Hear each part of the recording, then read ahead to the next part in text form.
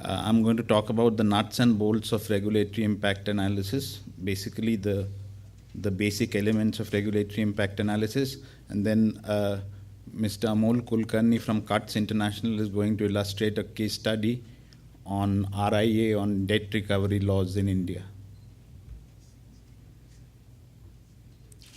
Now, basic outline of the presentation.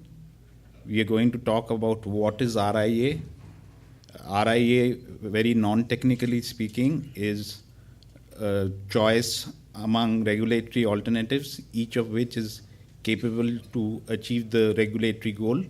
Then we'll look at why should RIA be conducted, the regulatory costs taken into account by RIA, different methods for ranking regulatory alternatives.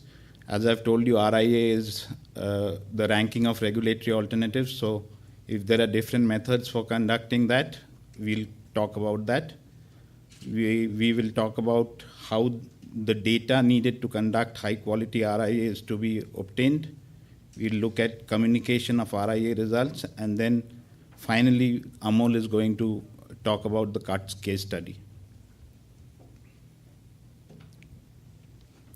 RIA is a process of systematically identifying and assessing the expected effects of regulatory proposals using a consistent analytical method.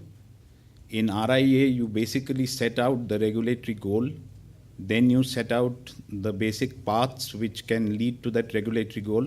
Those paths are the regulatory choices at your disposal. Then you basically compare the costs and benefits associated with these regulatory choices, and finally you make the regulatory choice. Why should RIA be conducted?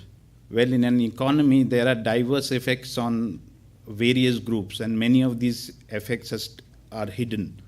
RIA enables us to understand as to who will be affected by a regulation and how, and thus whether the aggregate gains overwhelm the losses.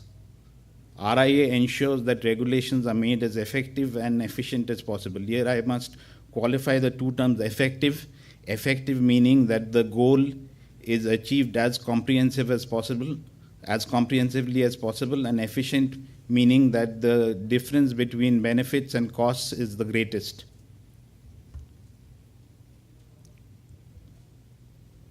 What kind of cost should be considered while conducting a RIA? RIA, as I told you, is the choice among regulatory alternatives. So obviously, the costs and benefits of those regulatory alternatives need to be taken into account. The costs are of four types: compliance costs, enforcement costs, competition-related costs, and substitution costs. In regard to compliance costs, there could be costs of new equipment needed to comply with the regulation, costs of employing additional staff, costs relating to change in production processes. In regard to enforcement, there could be costs of storing information. There could be costs of the additional staff needed to enforce the regulation. In addition to these labor-related costs, of course, there are additional costs of overheads associated with these labor costs. We move to the competition-related costs and the substitution effects now. In regard to competition-related costs, regulation can reduce competition in markets because, one, it can discourage competitors from entering markets because of the stringency of regulation. Secondly, the firms might be discouraged from competing strongly by setting rules that reduce price competition or restrict advertising.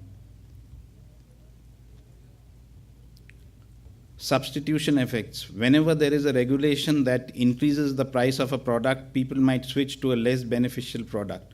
For example, if there is a stringency in, if air safety regulation is made more stringent, then airlines might pass on the increase in cost to the consumers in the form of higher priced airlines tickets, and that might lead to a shift to road travel, which of course is less safe than air travel.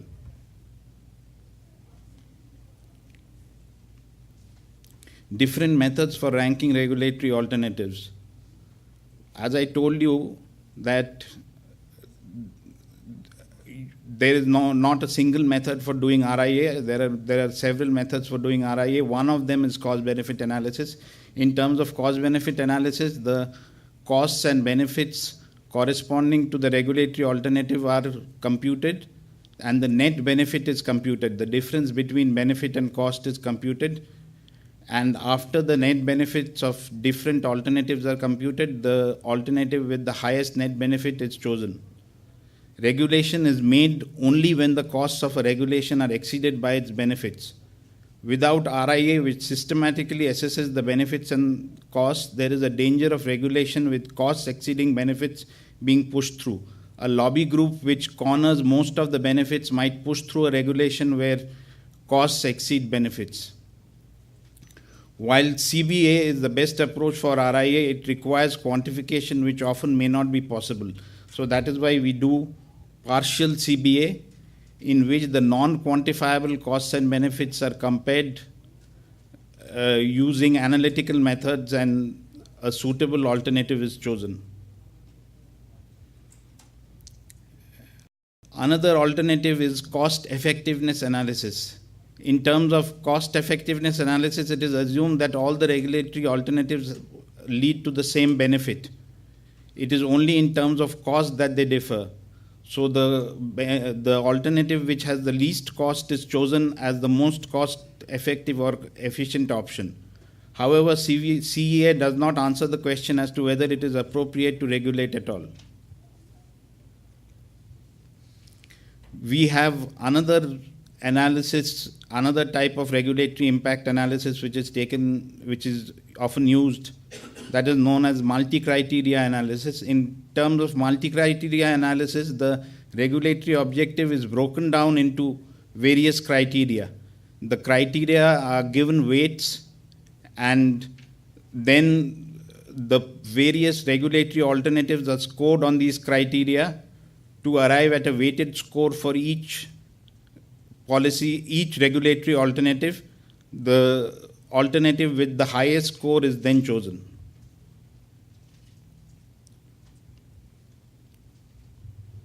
Obtaining the data needed to conduct high quality RIA. How do we do that? Well, we conduct surveys.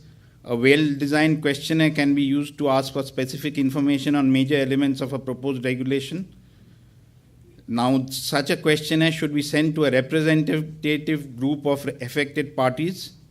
The questionnaire should be realistic, meaning the questions should be framed in such a way so as to elicit meaningful answers. The sample size must be carefully considered. The sample should not be too large or too small.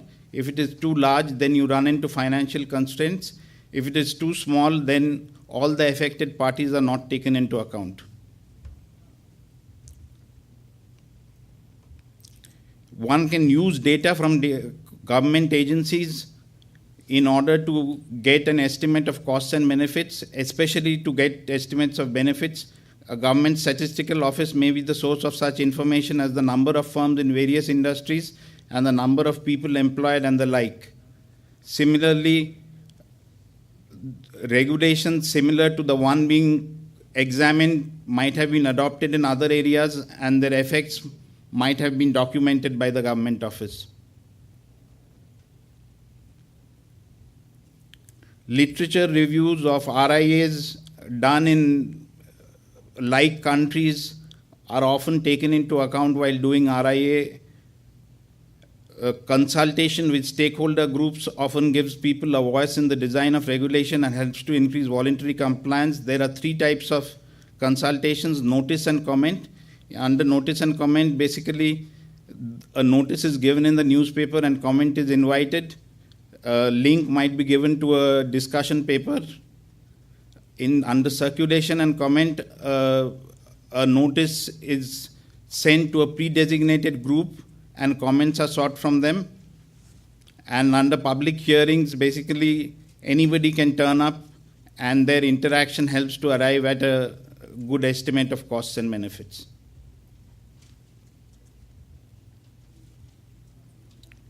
Communicating RIA results. Once the RIA is done and the regulatory choice is made, the RIA results have to be communicated to the decision maker. This is very important.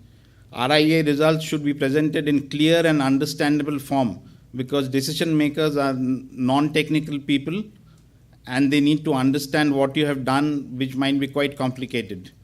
Results should be presented to decision makers in a timely manner. This is obvious because obviously they need to take this into account while making the decisions. Results should be published to inform stakeholders so that they understand the motivation behind the regulatory choice that has been made. This is to convince people that there is no malafide behind the regulatory choice that has been arrived at. Here I present a stencil of a presentation of the results of RIA. You can have a look at this. Here clearly we start with the objective, where the policy objective and goal of the regulation is stated. Then the regulatory proposal is described in detail. The regulations are described. The legal authority to make the regulation is outlined. The various groups affected by the regulation are listed.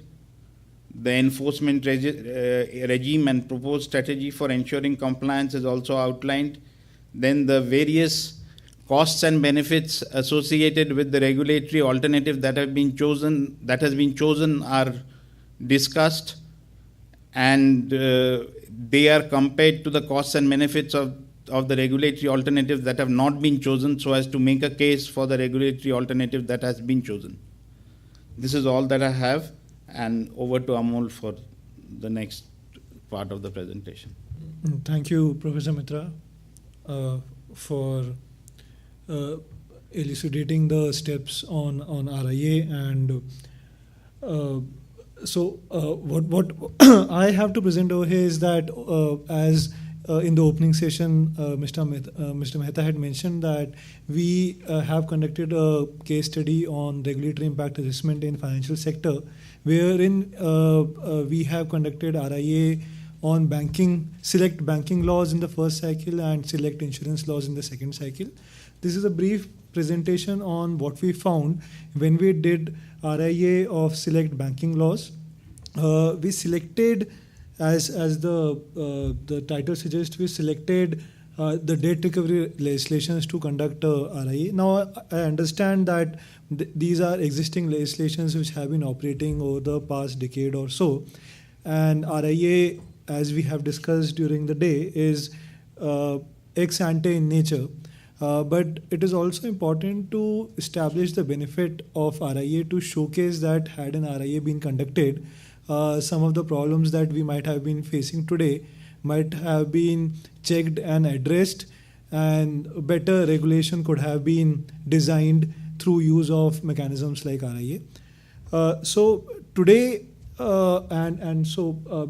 just a caveat that this study was took into account the data till March 31st, 2014, and the situation has deteriorated post that. So because I am just focusing on the study, and that is why I'm just focusing on a little bit dated data, but I'm sure the messaging would remain true for current context as well.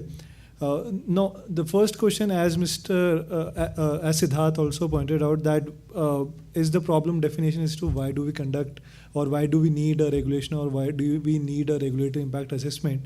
So defining the baseline or defining the problem is what we have before us in this slide. So as of March 31st, 2014, more than 2 lakh crore were entangled into the Debt Recovery Tribunal and the SARFAESI mode, which are the two principal modes of debt recovery in India. And this has been validated by a study. There is a specific baseline chapter, and also through several publicly available sources. As Mr. Mitra had mentioned, that data collection and quality of data is extremely important. So that is why we had put in a lot of effort to cross-check through cases which are pending in. We randomly selected cases which are pending in few debt recovery tribunals for which data was available, and we did average out exercise to ensure that the conclusions or assumptions that we are making can be broadly justified or validated. And when you look at the study and a summary of the findings of the study is, I think, put outside at the publications desk. So you might get a better idea of how we reached at these figures over here. So the first situation or the baseline scenario is that more than 2 lakh crore are entangled in DRT and SARFAESI mode. The annual recovery rate average out annual recovery rate in both of these modes came out to around 25%, which led to opportunity cost of the funds being stuck in these modes to more than 35,000 crores. And over the last 2 years, the situation has deteriorated, and hence the annual recovery rate has reduced and the opportunity cost has increased. So that is why this we thought is a fit case for testing the RIA tool, because it seems like a preliminary analysis and also on the basis of a in-depth baseline review that DRT Act and SARFAESI Act have not appeared to achieve their objective, and there is a need to design better alternatives.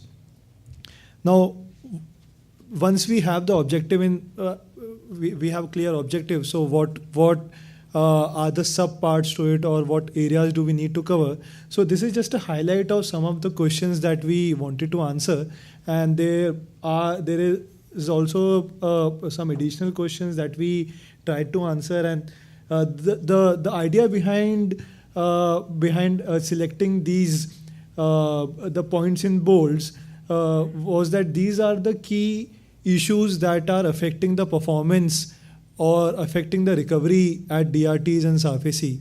So the performance of staff at DRTs, the process of filling vacancies of DRTs, adjournments which DRTs give on both DRT and SARFAESI matters, fraudulent challenges to the recoveries which are initiated under the SARFAESI Act, and the time limits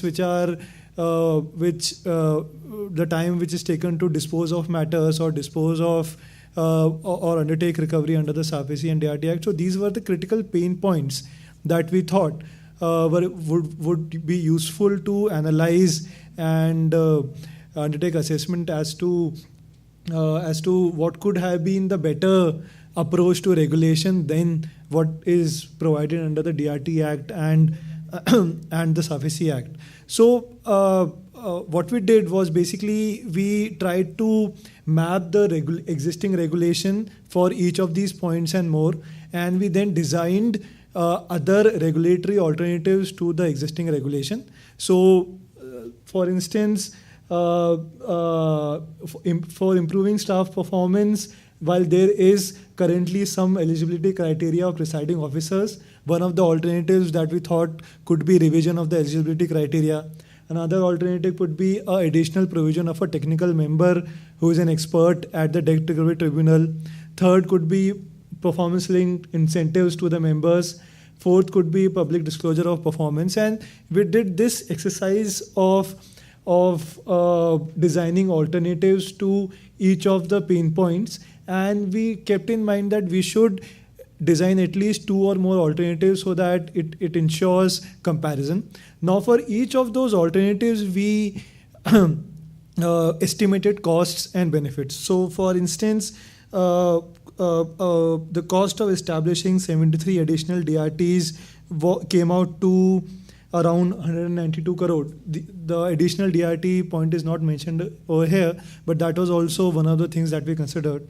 The annual cost for having one additional technical member at each of the existing DRTs came to around 6 to 8 crores.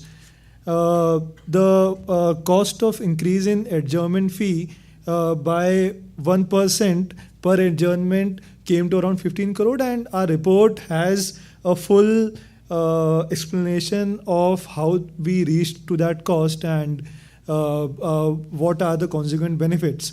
So once we were clear about what is the objective, what are the pain points, what could be possible regulatory alternatives, and what are the cost and benefits of each of the points, the last point is basically what recommendations do we make, and what selections do we do on the basis of cost benefit analysis.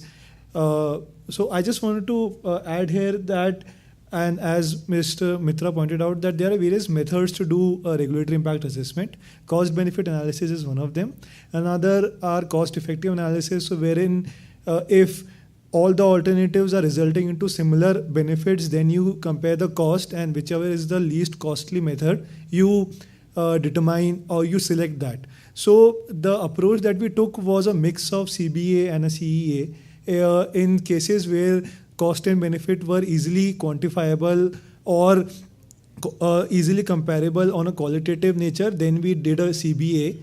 But wherein in scenarios where benefits were similar, then we did a CEA, and we selected those alternatives, or we recommended those alternatives wherein the costs were minimal amongst the alternatives that were discussed. So these were some of the recommendations that we made in the report. For instance, in medium term, establishment of 24 new DRTs, a provision of technical members at each of the DRT, an independent advisory body for selection of DRT members, and so on and so forth. So, and obviously we also pointed out the related legislative amendments and the amendments that would be required to the DRT Act, SARFAESI Act, and few critical rules that would need to be changed to ensure that these recommendations are adopted. The estimation, according to our study, was that if we adopt most of our recommendations that we made, the cumulative cost will come out to, cumulative direct cost will come out to around rupees 100 crore.